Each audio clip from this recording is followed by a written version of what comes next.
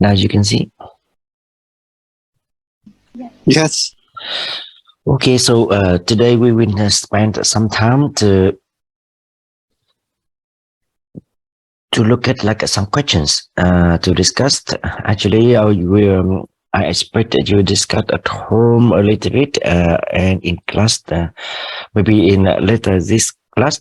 So now, could you make a short screen to save this like questions, and then we will discuss later today or like next week.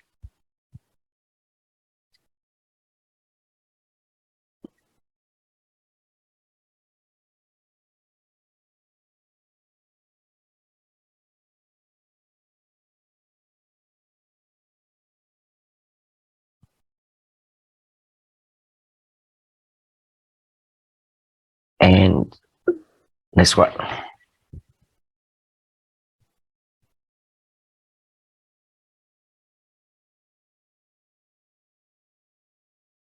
Okay.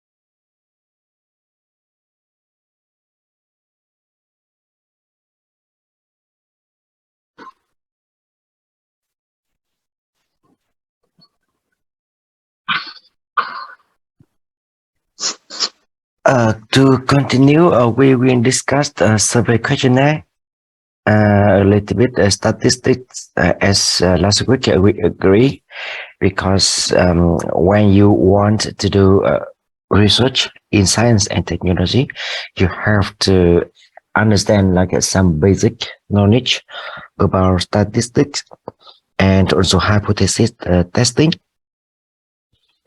and also like still, I know that some of you like wonder about the hypothesis and how to do hypothesis. We will discuss it today, and remember that sometimes during the lecture we have to repeat again about like a quantitative, qualitative hypothesis or other knowledge, because it's really important, and each time we will discuss each aspect of these definitions. So we start with a survey. So any of you have done some surveys in your like research, or even not for your research, but for your other purpose, like you want to connect some ideas from your classmates or whatever, like you have done some surveys, any of you?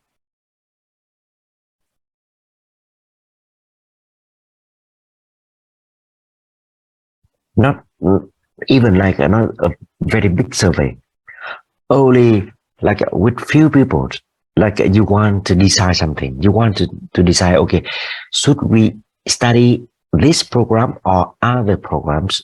Do you like want to do a survey with people around? That is a kind of survey. It's not like, okay, we have hundreds questionnaires, or we have 15 people to ask. That is survey. No, even with few people, still we can say that is a survey. Any of you have done something like this before? So I think we do survey every time in we usually do survey in our life because we decide to like I decide to buy a new laptop. I Mm, will do some research. I read the comment or the review of the other people mm. about some type of laptop I want to buy, and I think that is it's something like a survey. Yes, and okay, so that is very good part, because we do survey every time, right? Whenever we want to decide something, often we have to search information around and then decide. So here we have one question: how to do a good survey? And look at this. Firstly, like identify the objective for your research or your purpose. Like, okay, what you want. You have to make it very clear at the beginning. If you do not clear yourself about what you want, so you cannot find the right person, find the right resource to investigate,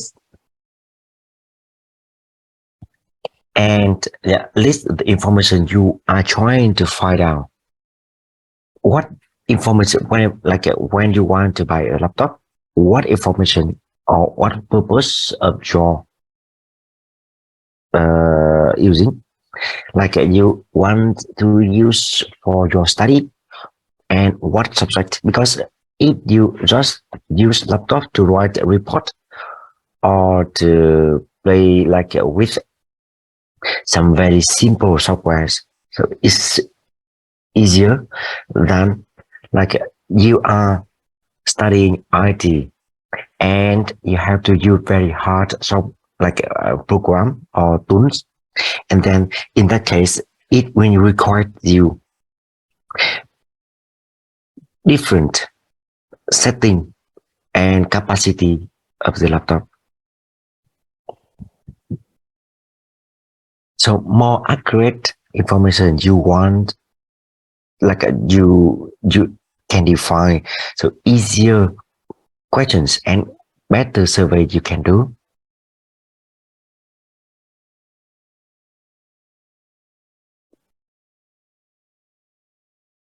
So for a survey questionnaire, you have to keep it short, but still you have to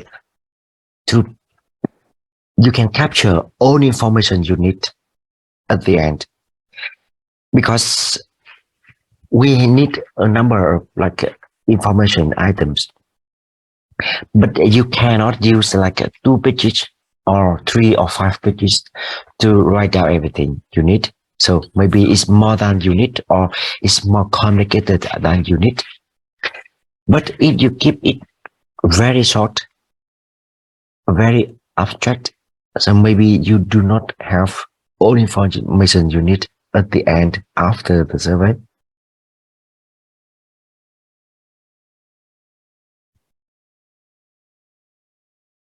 And you have to state your purpose for doing the research, because whenever you do a questionnaire, not like you are like doing question as surveys in your daily life, but for research you may have to ask or to communicate with people you do not know.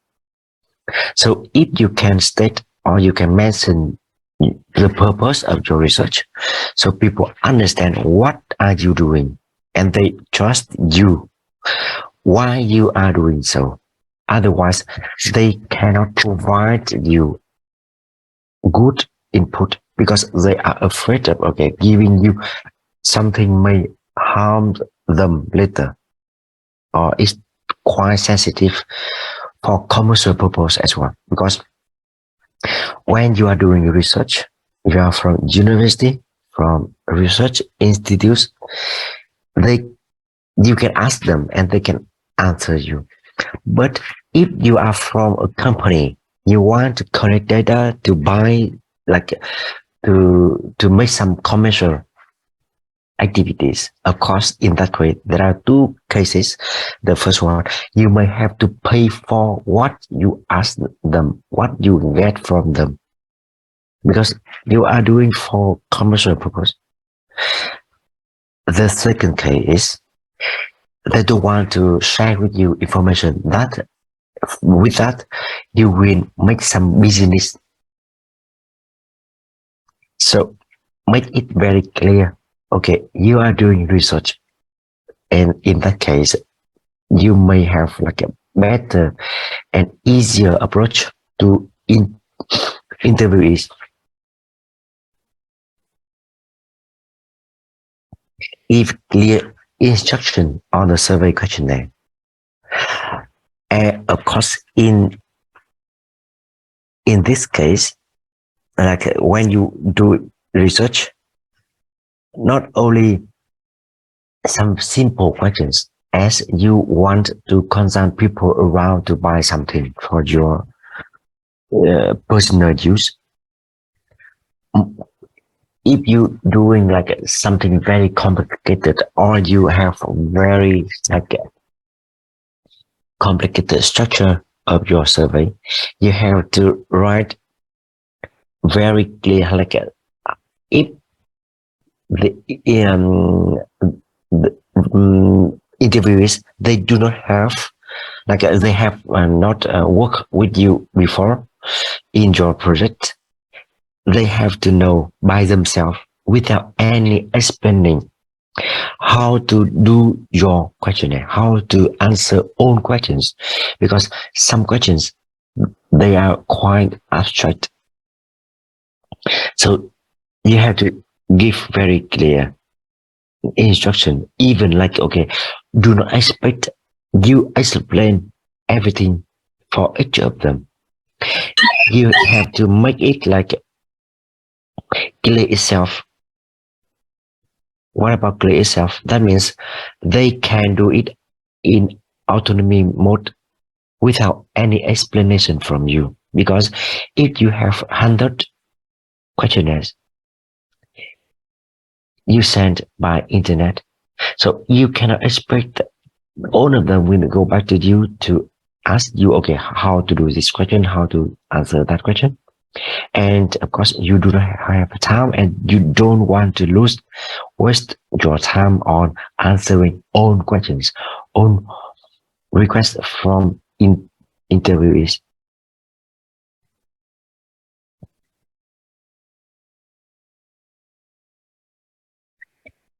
Whenever you complete a questionnaire, you have to answer yourself to find out, okay, which question is too difficult to answer, or which question will provide not necessary or not appropriate information. So we just delete it.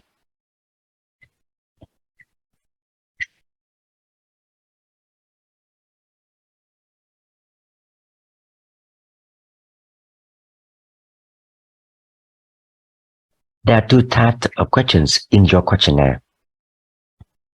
The first one is like structured or fixed response questions. That means if you remember, we talk about the like a closed and open structure for research, but here you can see like a structured or fixed response questions. That means own questions have to answer in order, and the interviewees only can choose response a variable in the survey. They cannot provide other information, so it's like a fixed response already. And vice the second type of question, like non-structured or open questions, that means they can provide more information as they wish, or they can like have another option rather than like fixed options you provide in the survey. So any of you can provide or can share your experience with like a fixed questions or open questions when you do survey, whatever type of survey you have done already.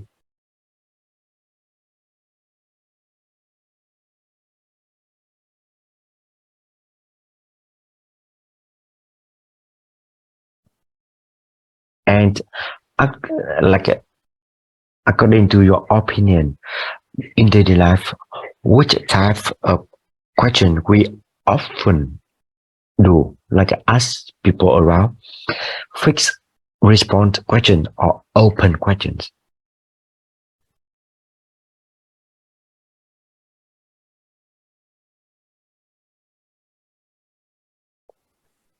If I do some surveys, I usually saw the fixed response question. Can you give more example? Just some.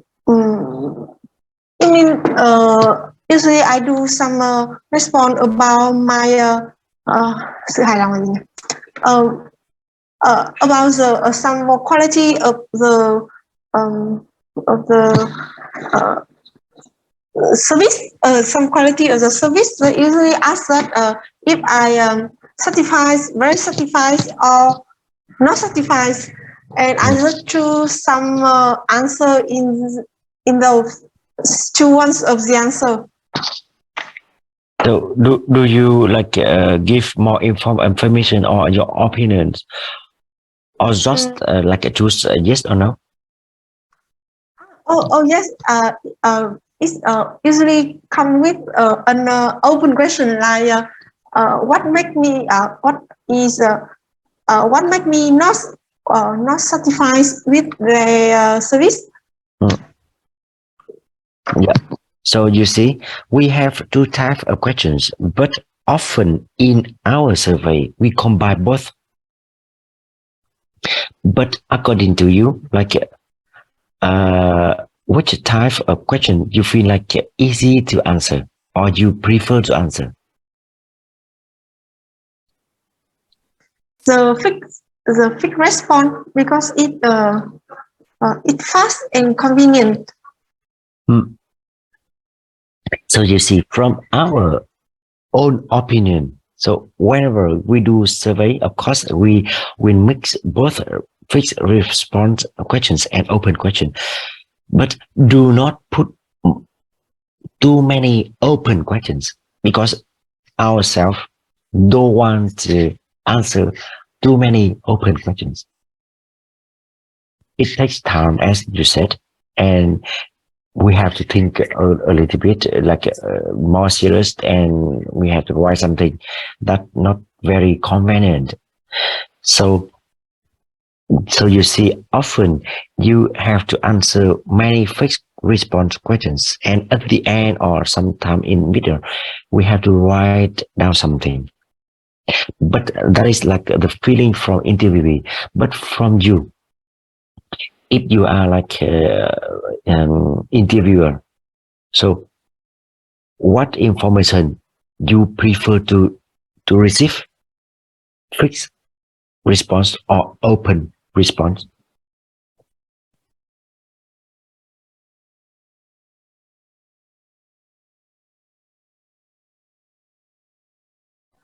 Could you repeat your question? For example, when you want to do survey around, and then you have to ask them something to receive information. So what type of response you want to receive from other people, like a fixed response or open? I think open. Why?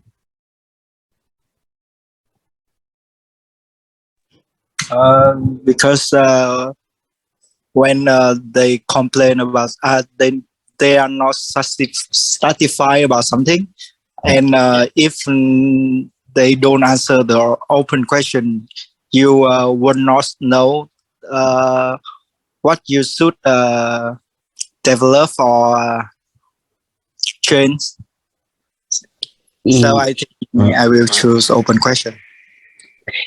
Yes. So, but let us see. If they forget to give you answer a yes or no, they just explain something. So, what do you think? In some cases, can you touch the ideas? It's also okay because, for example, in the satisfy yes or no, if they don't feel the answer, but they still complain in the open question, I think it's still good for the survey. Yes, you're right. Often, like open questions can provide us more information.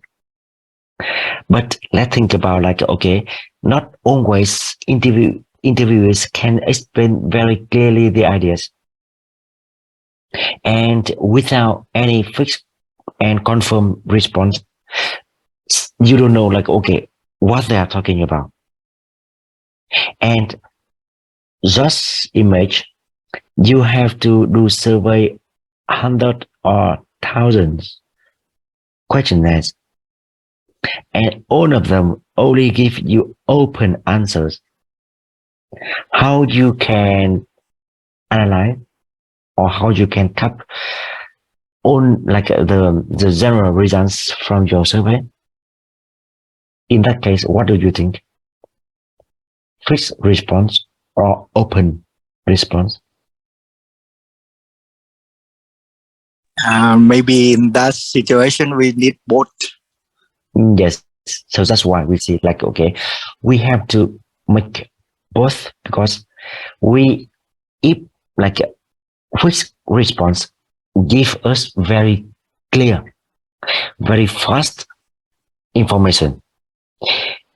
Even like, okay, when you do on internet, so have you done something through Google survey? You know that function?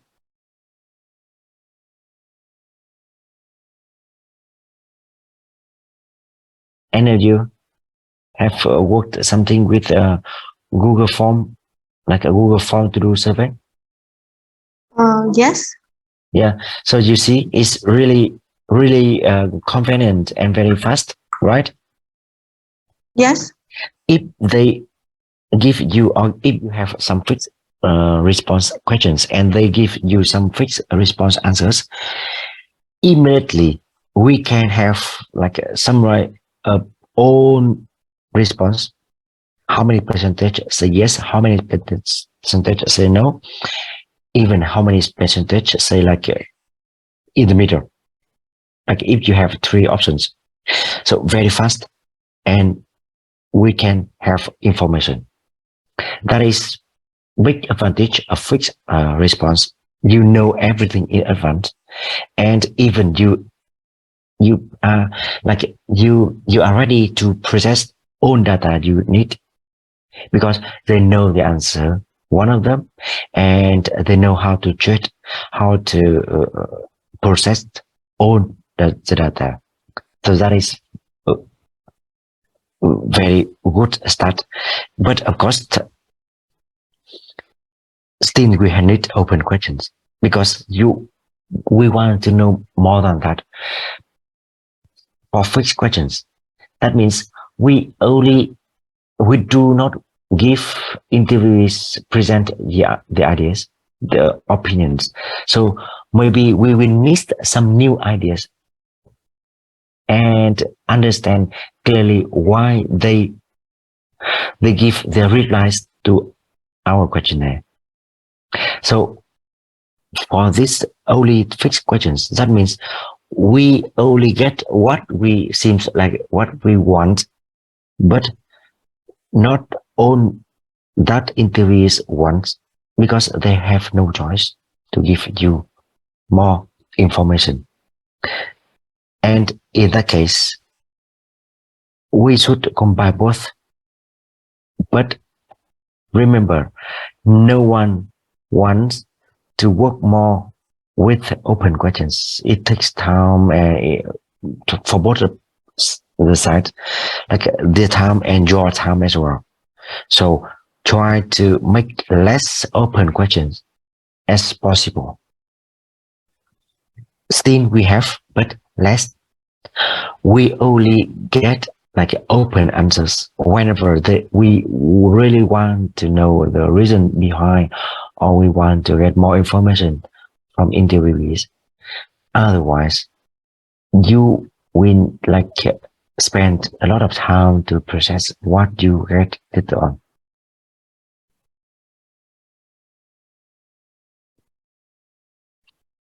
And if you are working with Google Form, remember we can, while doing like questions, we can say, okay, this question is like compulsory, and that question is like optional questions only. For compulsory questions, that means all interviewees have to answer that question before submitting the form. But for optional options, that means they, if they don't want to answer, yes, they just leave it, and then they can submit the form. So for open questions, you should give them as like optional questions if possible, because for some interviewees, they don't want to answer, or they don't want to write something. They don't have time, or just they don't want to write you the answer. They just want to like click on fixed response questions.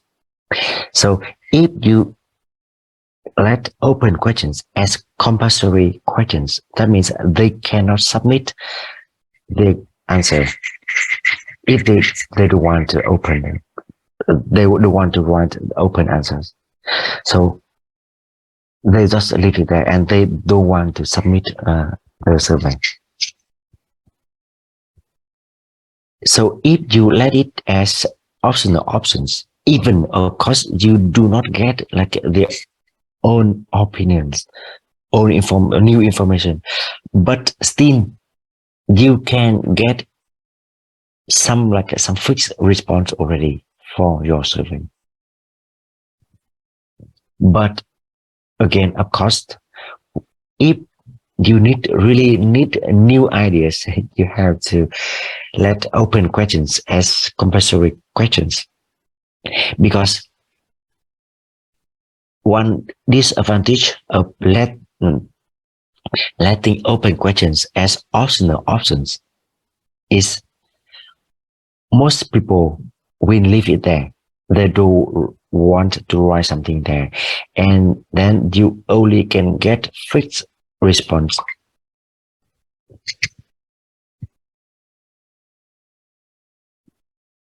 So it really depends on the purpose of your survey.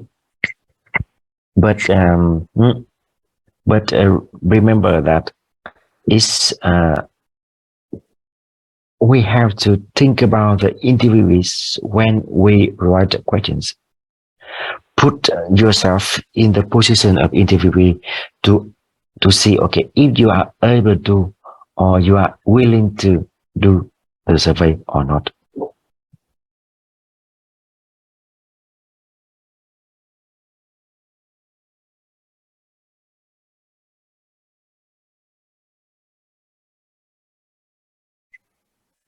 Do you have any question here? No. Thank you.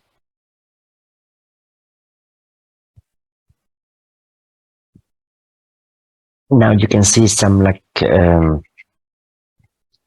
examples.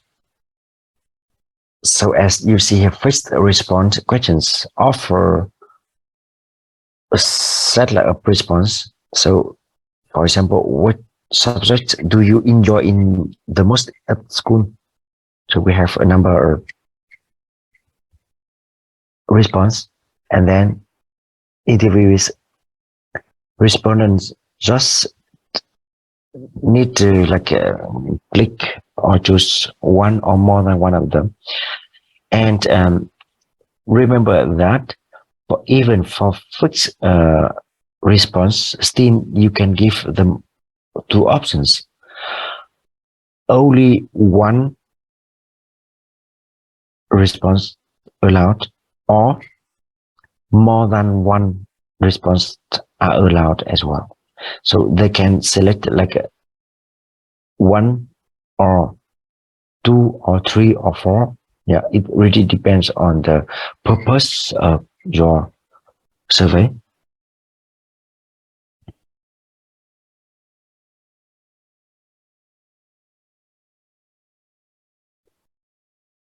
Another one is like my teacher, your question, like in your survey, my teacher gives clear instruction or not.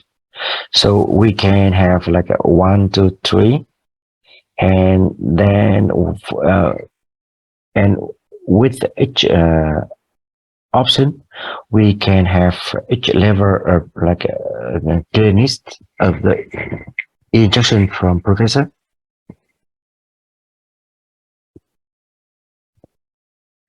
And to make it easy for processing, always put them in order. Like you see here, 1 is never, 2 is sometimes, and 3 is always. But if you put like, okay, 1 is never, 2 is always, 3 is sometimes. So later on, it's not easy to process because you have to do some like a calculation, analysis, and then you make up the order. So it's really difficult to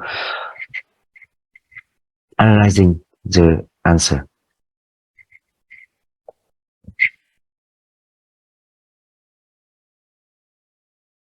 And when you write questions, you should avoid bias.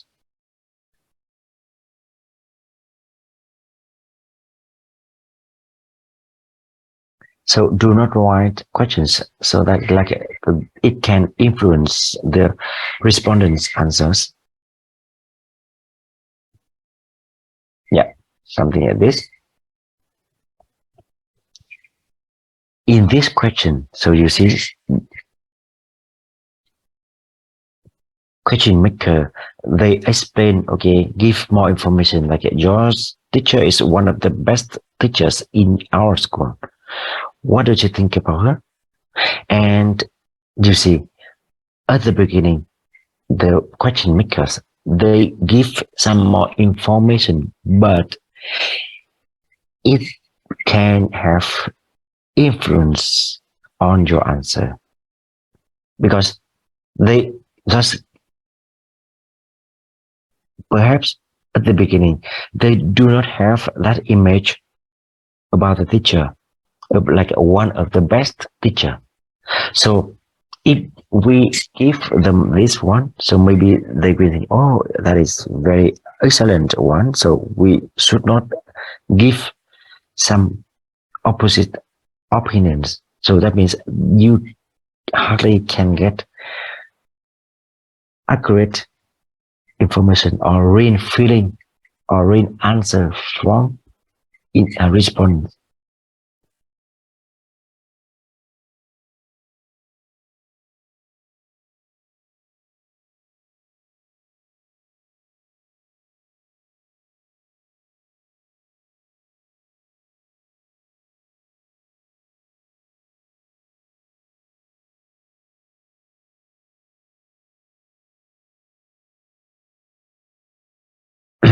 And the second one, like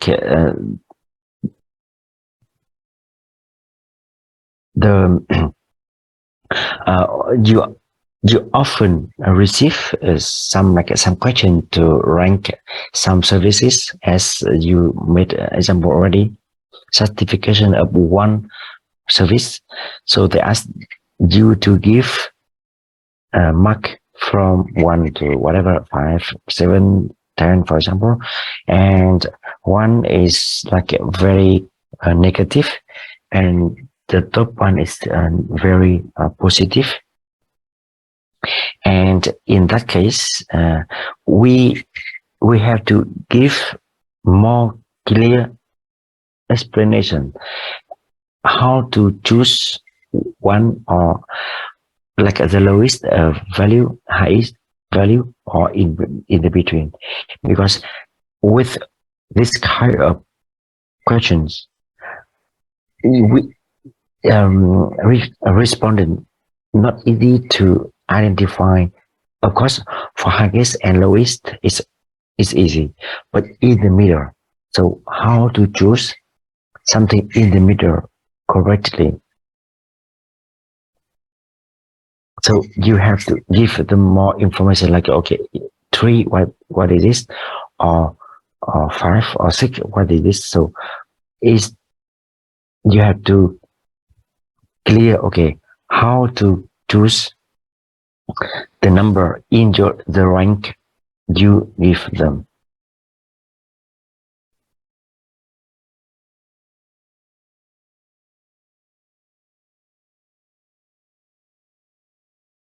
Now, order or group questions according to subject.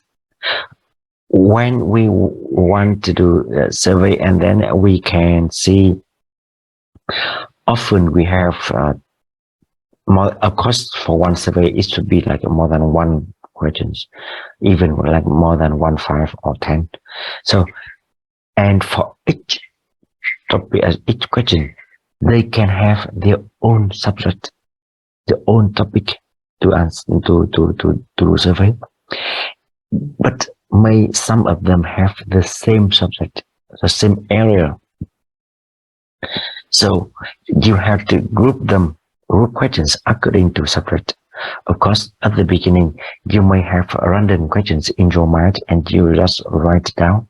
But after you have list everything, so you have to group it or order it in the right order to make respondents follow your survey clearly.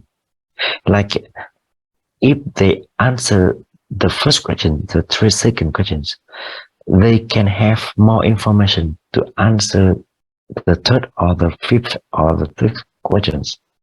That is like right order. Otherwise, they are always confusing. Okay, why I don't understand this question. But later on in your survey, they have to answer other questions, and they realize, okay, that is very nice question to understand some questions earlier. So it's not good. So always earlier questions should explain the next one. Give explanation. Otherwise, respondents will be confused with your questionnaire. So even in that case, they've been confused about the answers.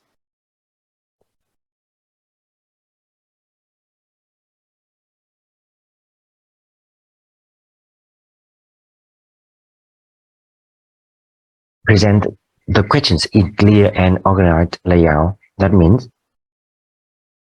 even for each subject, each topic, you can write down the general topic at the beginning of one group. For example, we have 3 groups of questions, and then it's possible to write down the subject, the topic for each group. Like, okay, this group we will ask about like the quality of the product.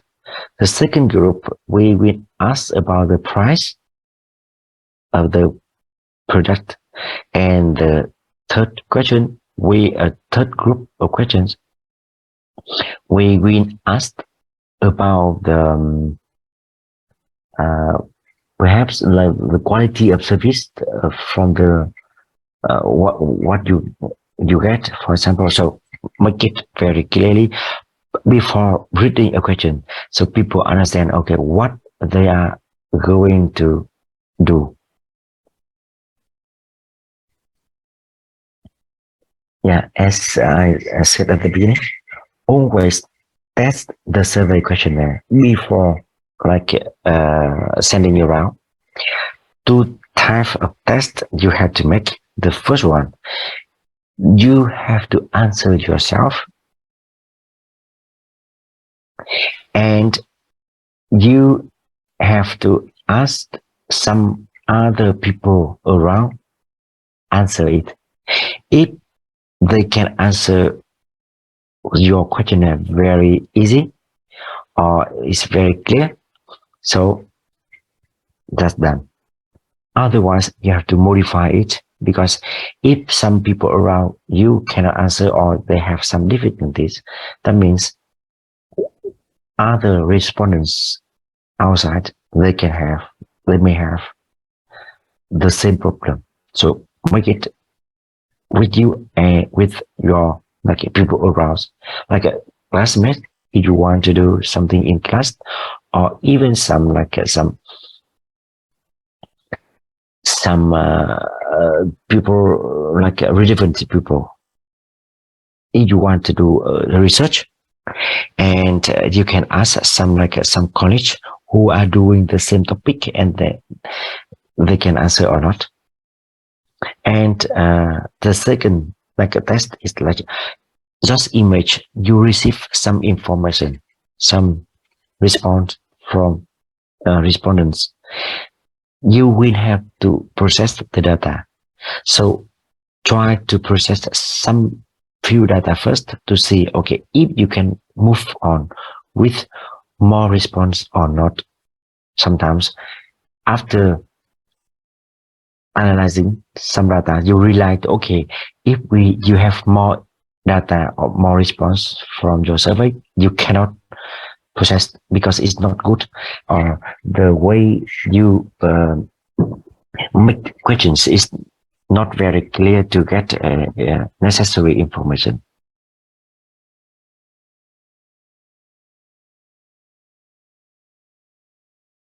So any questions here about this topic?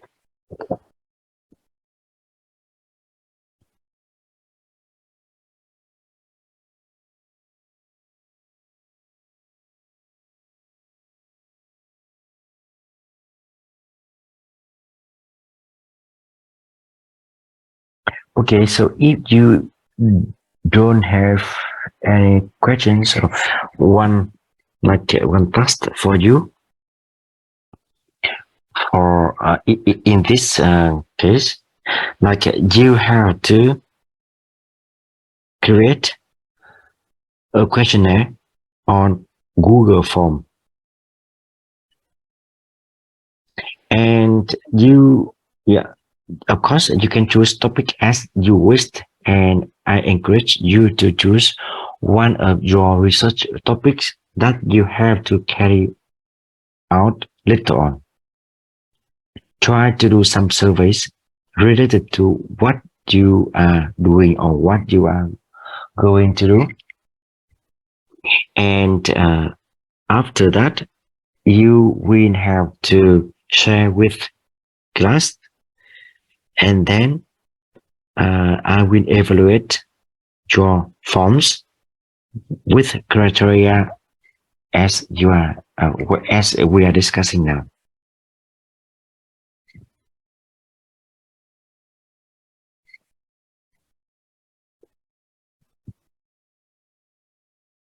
Is it clear?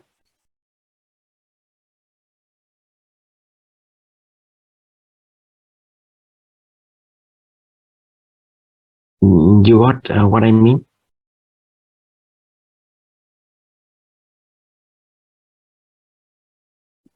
Yes.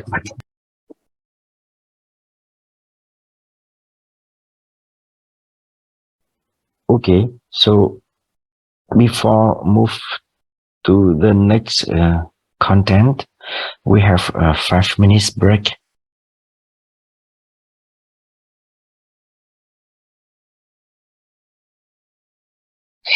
Yes, so in the first lecture, we talk about the like how to identify the research problem and why we have to pay attention at the research problem at the beginning of any research. So one discussing part here is like okay, why that is very important to identify the research problem, and could you give an example about the research problem you have done or you want to do in your coming project? So any of you can give us example?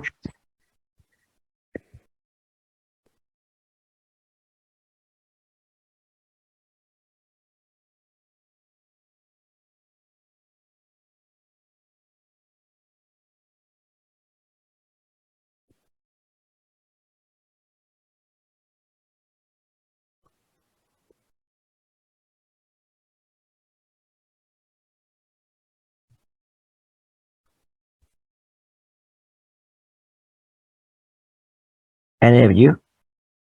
Have you done something? Have you done some research already? And how you can identify the research problem?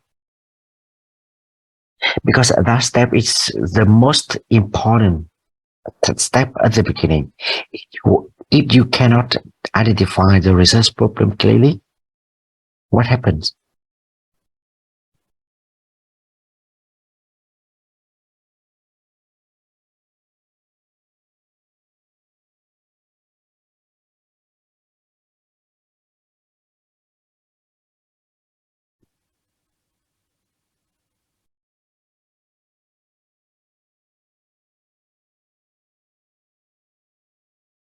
Okay, no answer from you. So we can continue with so okay. So if you don't want to discuss questions here in class, so you may have to work at home with your classmate or friends, and then we will go back to those questions next week.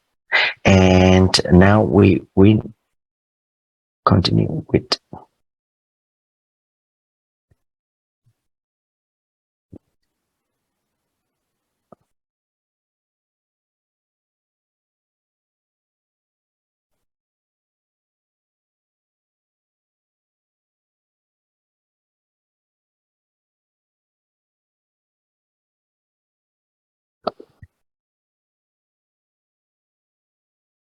analyzing and processing the data.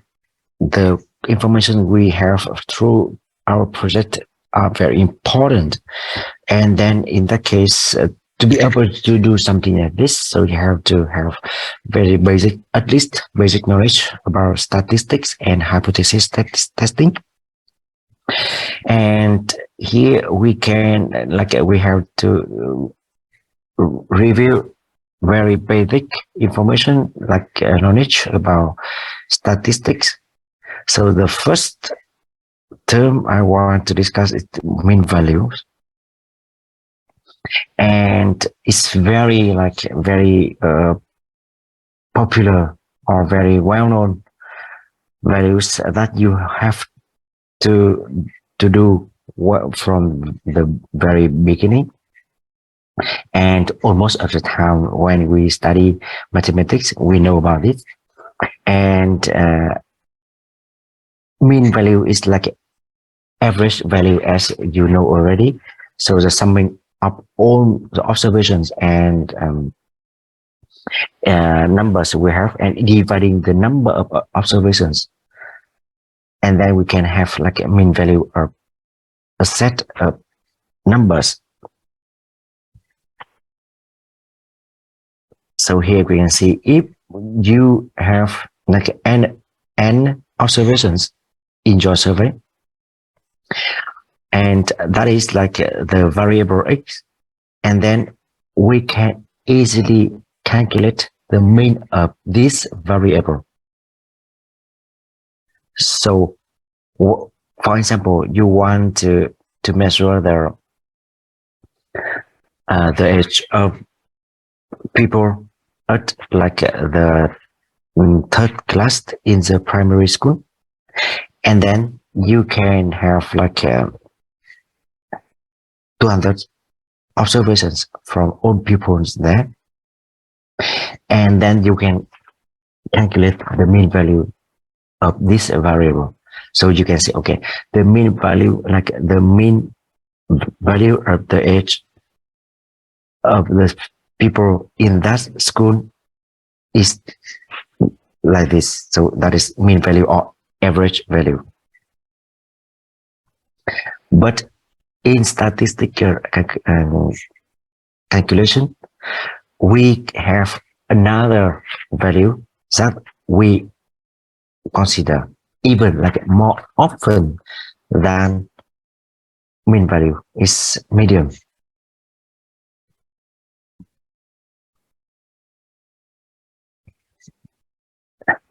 Let's see. We have a set of numbers like this. We have in 13 values in total, and the median value is the median value of this set of number, or like n plus 1 divided to y, because if we have 13 values observations, that means we cannot divide 13 by 2.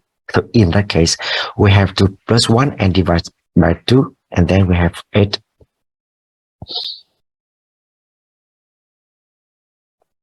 So you see here, we have 13 and the median value is number 8. That means we have to count 1, 2, 3, 4, 5, 6, 7, 8.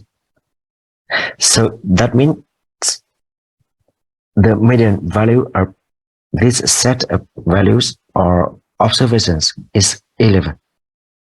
So no matter the real value of each number, but we just consider the value of the middle position.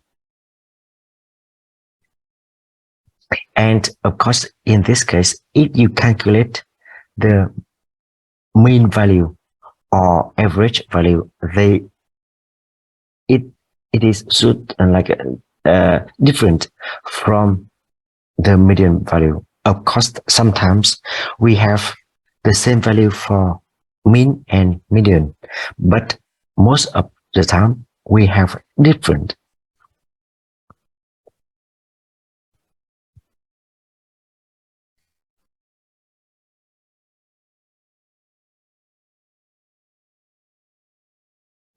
And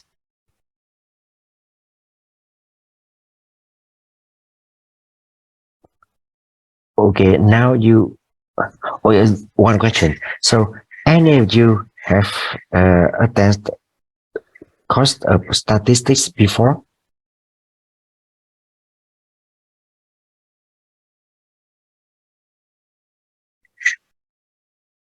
No, I'm not.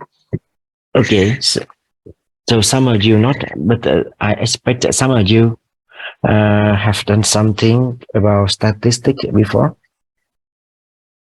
Because if you have any questions or if you want to discuss more, so you should feel free to raise your questions. I want to ask for the median. For the second case, we have two median, right?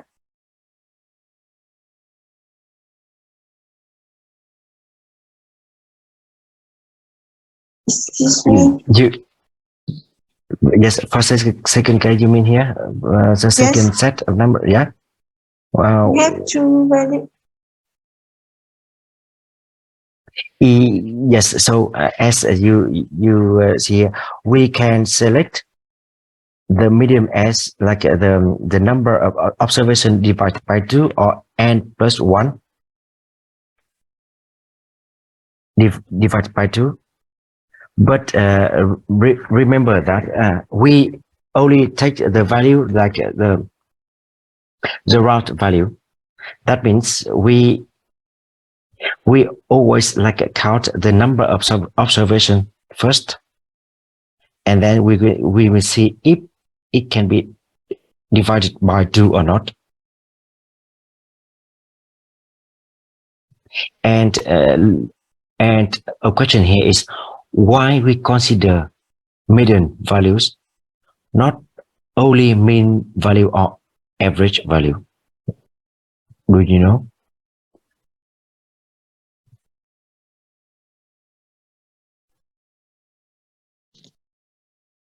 Do you have any idea why we have to calculate both like median and average? Because often you listen about like GDP per capita, right? That is like mean value, average value. Divide, like we sum up all income or all GDP of a country, and then we divide by the population of that country. So we have GDP per capita. But you see, let's take another example. Simple. We have like one company, and we have 10 employees there, and the 9 employees, they can get only $1 per hour, and the last one can get 11 US$ per hour. So in total, for each hour, all of them can get $20, and on average, each of them can get $2 per hour. But you see, only like one employee can get higher than that value, and most of others can get only a half of this value. So in that case, average number they all average numbers cannot represent the real value for the whole observation set. So that's why they have to calculate median value to see, okay, how that means with one median value, that means the number of observation have higher value, and the number of observation having lower values, they are the same. Like in this case, you can see if our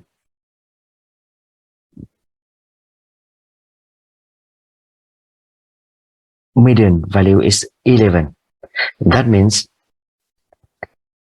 there are 5 observations having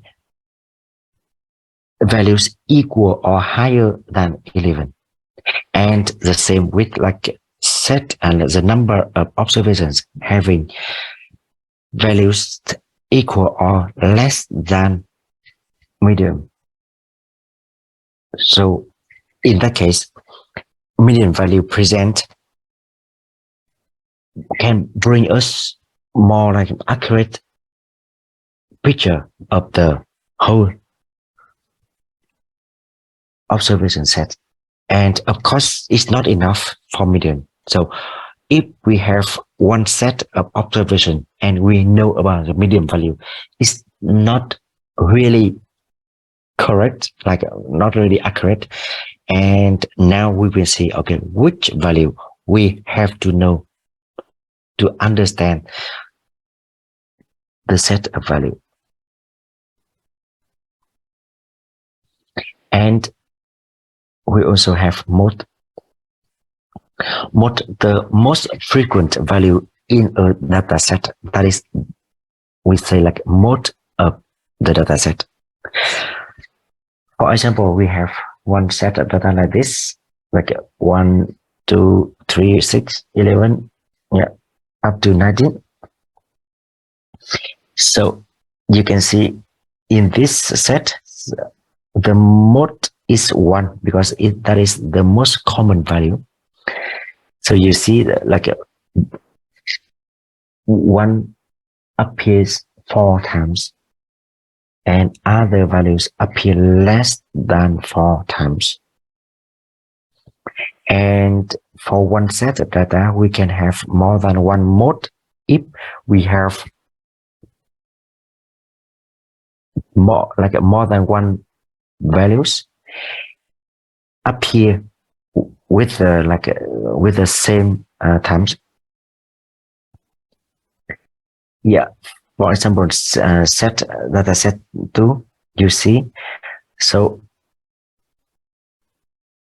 1 and 11 are 2 modes of this set of data because both of them appear 4 times in this set of data.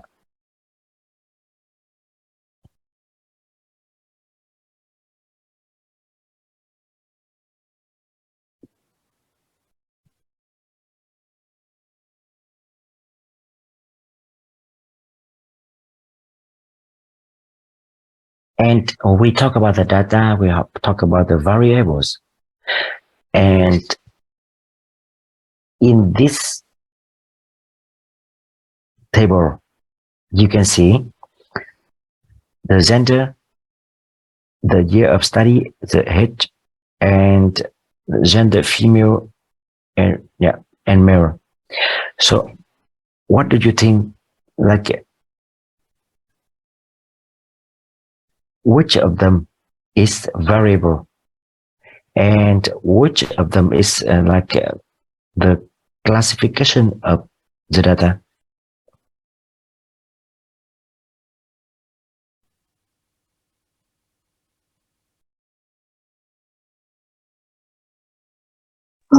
Could you repeat the question? So look at this table. Which one do you think that is like variables that you want or you have to analyze?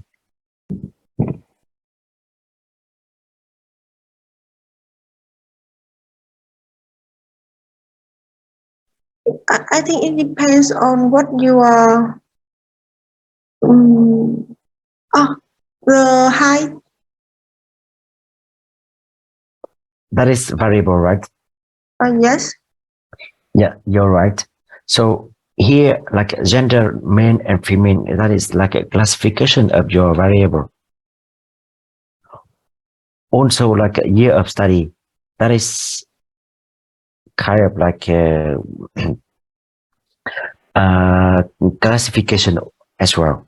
So the most important value you want to analyze is in the fourth column. And each value of this variable will be like defined or will be kept by like a ID of the subject and gender of the student and also the like year of their study. So you see here in this table, whenever you want to do analysis or you connect data for your variable, firstly, you have to identify or define what is variable you want to analyze. Because in other study, maybe you want also like to analyze the gender of a population. You want to know, okay, you have 3 classes and you want to estimate, okay, for each classes, how many male students and how many female students. And it like you want to find the link between gender distribution and the subject they are studying. For example, how many female students in IT class, in energy class, in a nano class, for example. So you want to find out, okay, is gender related to the cost or to the research, specific research area or not? So depends on like what purpose of your research, what kind of output you expect from your research, and then you can define, okay, what is our variable. It can be one or it can be more than one. So you have to build a clear table to show the data, to get the data, and to analyze data later on. Yeah. So you have type data. So for data variables, we have like a scale or categorical. And for scale, we can have measurement, or we can have numerical or count data. That means it can measure or it can be scanned. And for categorical, that means we can put them in different groups or different categories.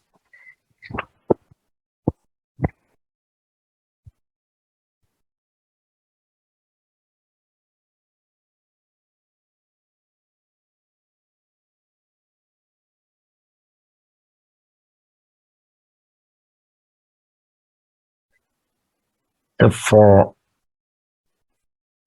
categorical, and we can also divide it into two subgroups.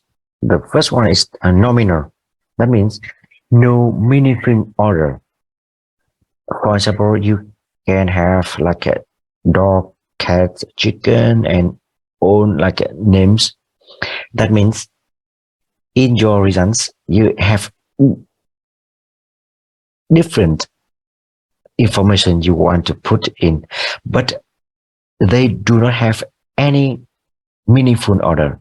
That means you can mix, you can change the order, but it doesn't change your research output or research analysis.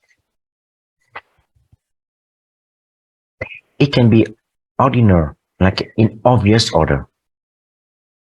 For example, here we cannot change the order because it should be like 1, 2, 3 or something like even it is in the category, but still we have to keep in the right order.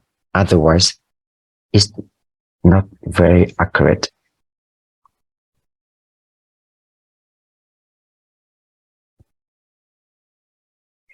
For scan data, we have discrete, so we can count, or it can be like a count, or it can measured by like integer values. But another scan we can have that is like a continuous value. That means it can be like any value, not necessary to be like counted or integer values.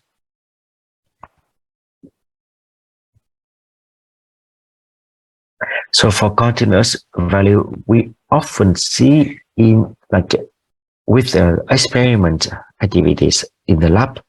So we can have like find out whatever values. But for like discrete or categorical variables, often we have it outside of the lab when we want to do survey outside, or when we want to measure some like some observations outside. So, but of course, not always we have continuous only in the lab, still outside the lab that we have. For example, the heart of students, for example, still we can have, but yeah, just say like, okay, many of like outside of the lab questionnaires or experiment, we can have like integer values or categorical variables.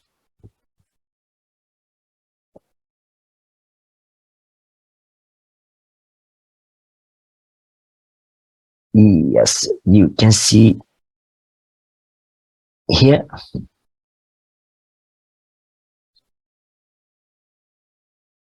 So for the question 1, what type of data do you think for this question?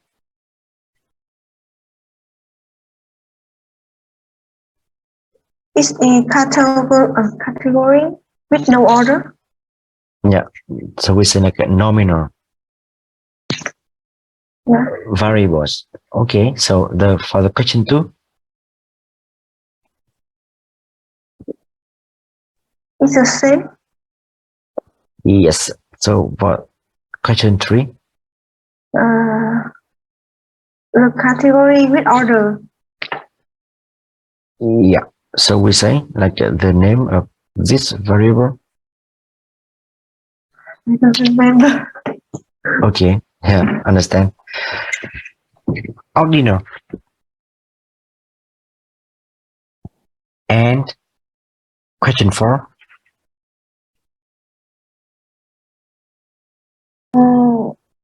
It is continuous.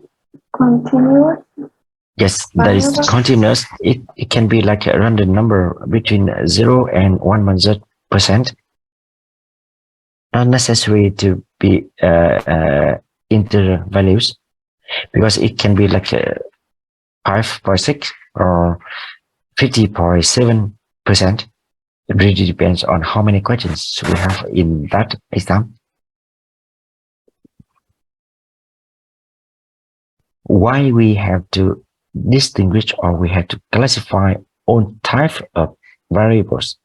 Because for each type of variable, we have to define like proper questions. For example, what do you think with question 3?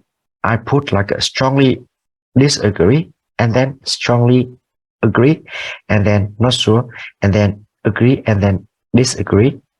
No, so that is not the way we present ordinal variables. So that means with ordinal variables, we have to put the data, the answer, in right order. We should not change the order. Of course, we can change, but we should not change, because if we change, firstly, it will make respondents confused, and later on, when we want to analyze our data, the information we get from the survey is not easy. We had to organize more complicated model to process something like this without any right order. Or with question 1, if we know that here is nominal variables, that means we don't care about the order of information. So we do not need waste our time to make it in order, because it doesn't matter. It's not important to put them in the order. And for question 4, we know that this is continuous variables. That means we have to prepare right kind of function or tool to process like continuous values, not only integer values.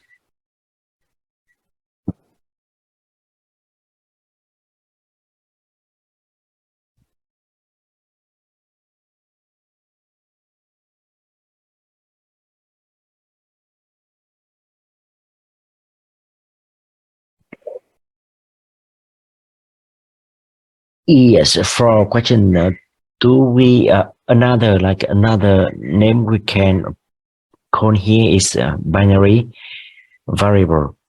So in binary variable, that means we have only like two values in for the variable. So of course we can this will like a two and more than two values. So in that case, we can have like okay, if we know that is only binary variable, we have like a simpler tools to process the data. And if we have more than two, so we should consider like a more complicated tools or method to process the data we will get.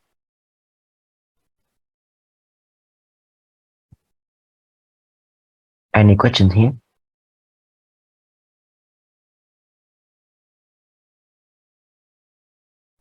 Okay. Sorry, I have a question, but not about this part, Yes. but about the medium. Yeah. I still don't understand why we have to count the medium. I mean, the our value is in a random. Can you turn back to the medium? The slide medium. Yes. I mean because our value is in a random order. No, not on Right. more random numbers. I Yes. got what you mean. Yeah. Because we take the value at the value number 8, right, to be the medium. No.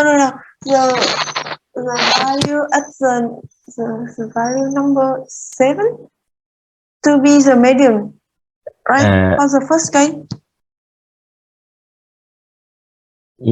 I expect that is a number 8. Yes, 7 here. So the medium value is 8. So, and I want to ask that the value of variable is in a random order. I mean, how should I say? It's not to Not be random order, but like you mean like random value for our observations, right? I don't know how to. It can be like 1, 2, 3, right? 4. Yes. And this one can be like even 100. And why we fix value medium value by the position, right? Can I use Vietnamese?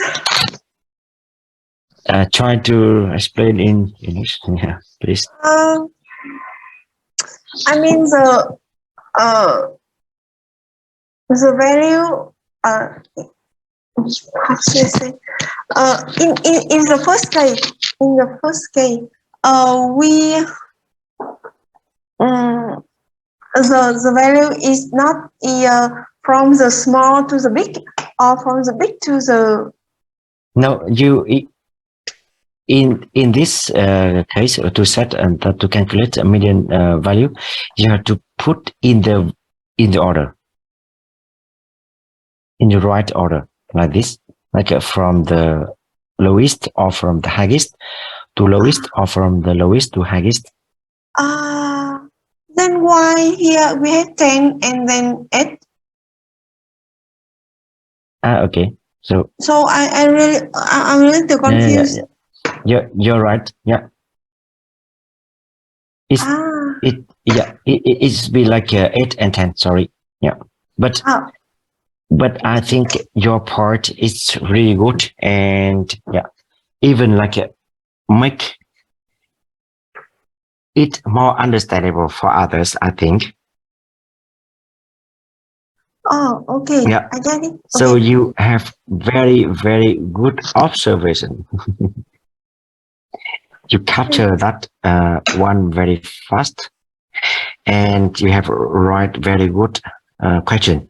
Yeah, we have to put values in the right order. Oh, okay. Thank you. Now you understand? Yes. Okay, good. Thank you very much. And I think you make other participants here understand it as well. And you know, as I said, median value, I do not say like it's better than average value, but it's like a different approach to understand a set of data. We know about average, but sometimes average has its own disadvantage when we want to understand a set of data. As I take example, we have very like biased values. For example, 100 observation, like we have 100 observation, 99 observation have very low value, and only one observation have very high value. But if we just calculate average number, that means it's not, we cannot understand, okay, how the set data is. For example, we in a country, we have like 99% of people are poor, but only rich, very rich people, only one of, and then, but he is billionaire. And then on average, it seems everyone have good income. So that means average value does not reflect the good image of the set of data. So that's why we have to consider also median value. Okay. Okay, thank you. Yeah. Thanks for your question.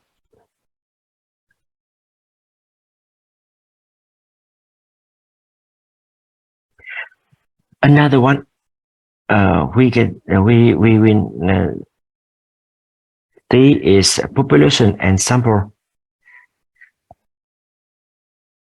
Whenever we want to do a survey, we have to like select which sample we want to work with. Survey here is not only like questions and questionnaires outside, but also some experiment in the lab, because we want to find out the characteristic of one material. Of course, we cannot collect all pieces of this material from all over the world to do experiments.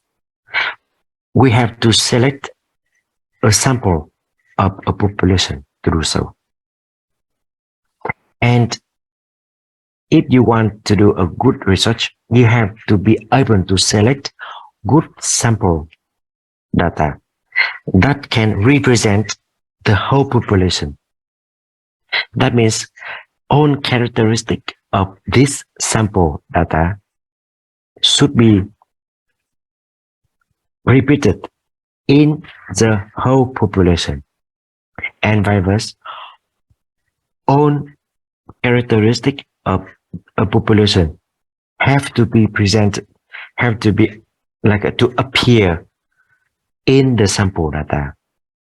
If not, it's not accurate, or it's not good selecting sample you have made.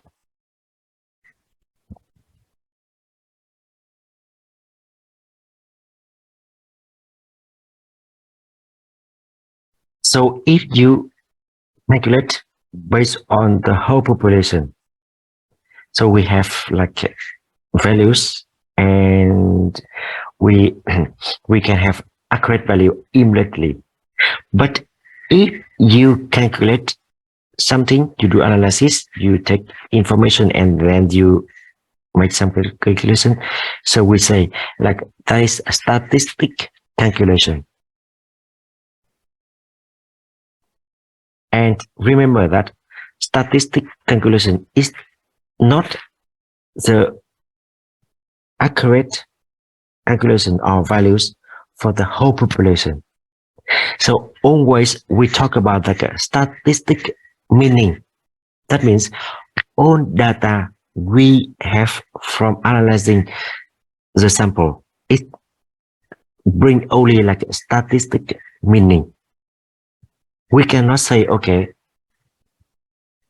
our output from this sample present all characteristic from the whole population. No, we only can say like it can present or it can show statistic meaning or statistically only, because nobody knows our sample can represent for the whole population or not. Even we try to do so, we want to do so.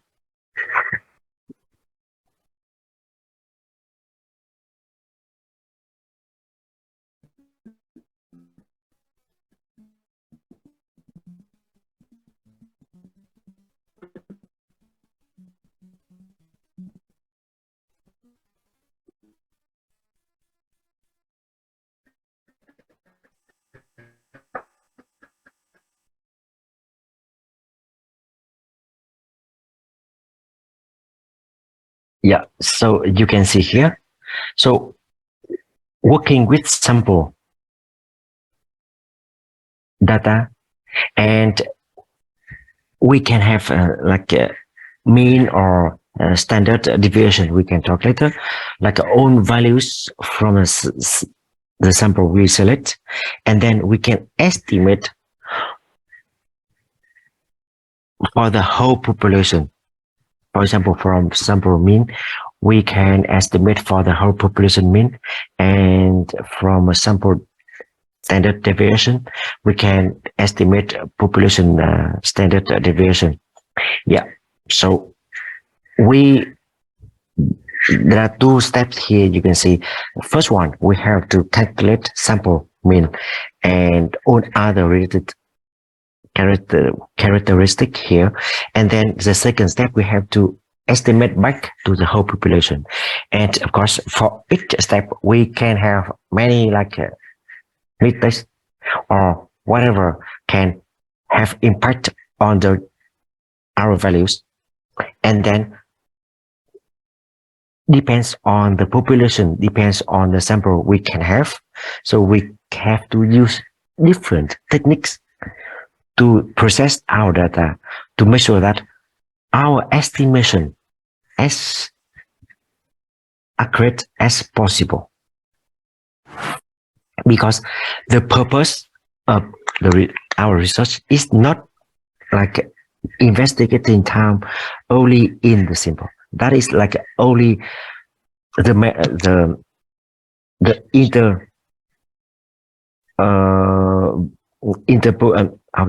interset of data we are working with. The final purpose is to examine the whole population.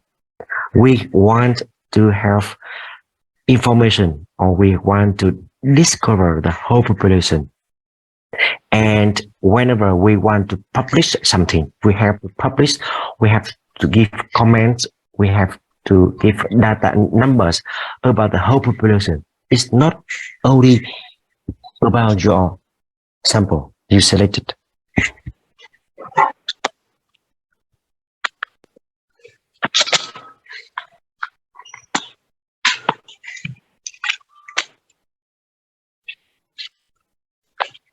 For example, we have exam score data here for 60 students.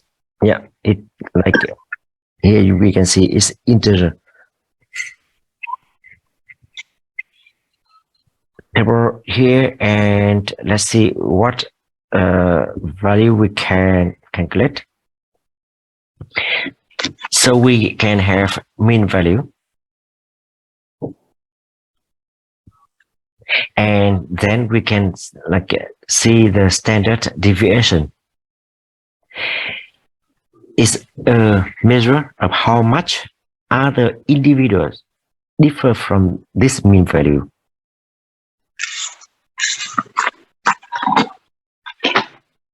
So we have very large range for mark here, score. So the lowest value is only 1, and the highest you can see here, I can observe, is should be 64, right? no more than 64. Yes. So you see, score of students varies from 1 to 64. That means wide range. And mean value, like average, is 30.5.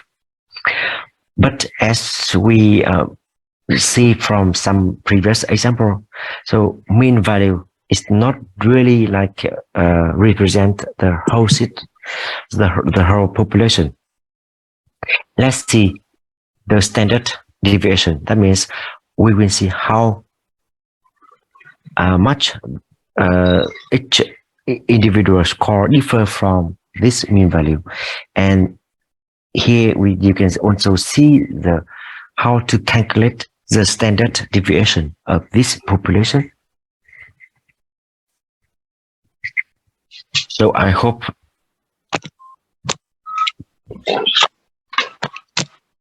this calculation is not really complicated for you.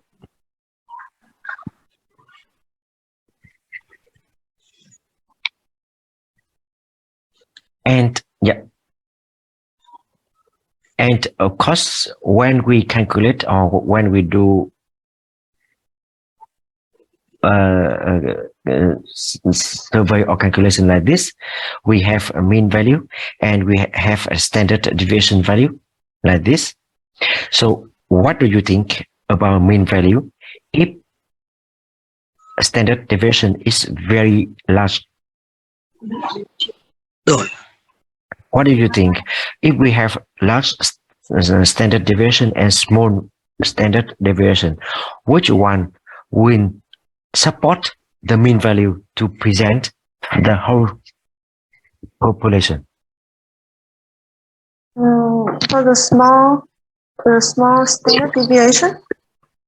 Yes.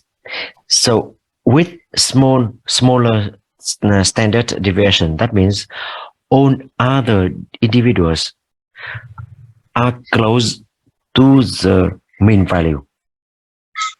So the mean value can represent better the whole population. And if the standard deviation is very large from the mean value, that means the mean value cannot represent for the whole population. And that means the mean value, like all other values, very differ from the mean value.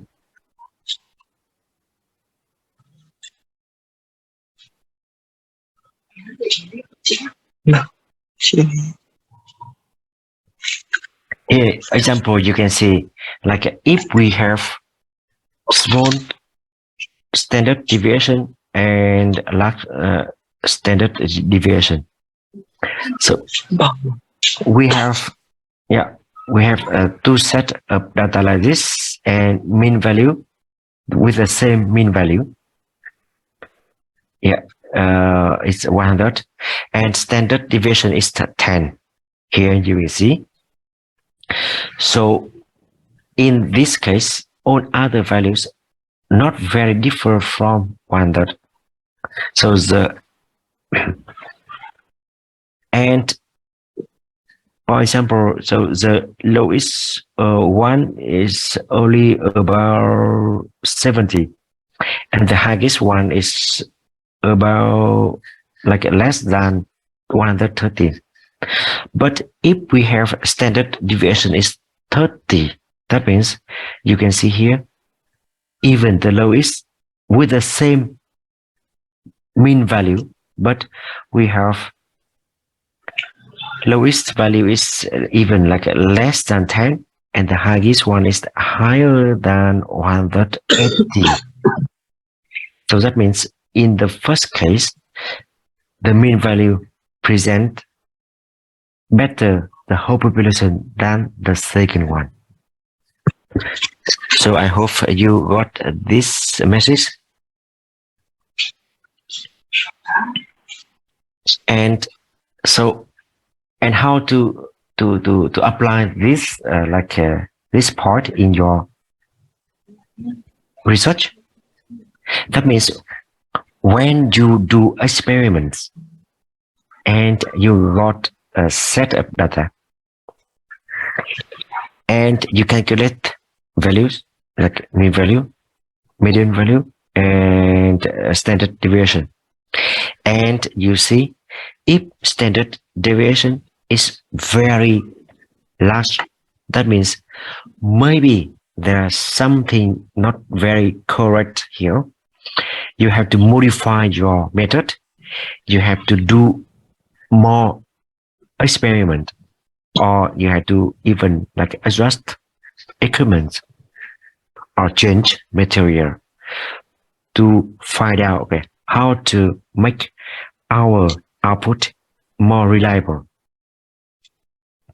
Otherwise, if you find out a set of values with very, very large standard deviation, so it's not really like you can confirm something about the mean or median values, because not any of them can represent for the whole population. Even like sometimes large standard deviation can bring us some like messages, some ideas, but yeah, but we have to know about it, and then we have to know how to improve it, how to interpret from what we have. So any questions?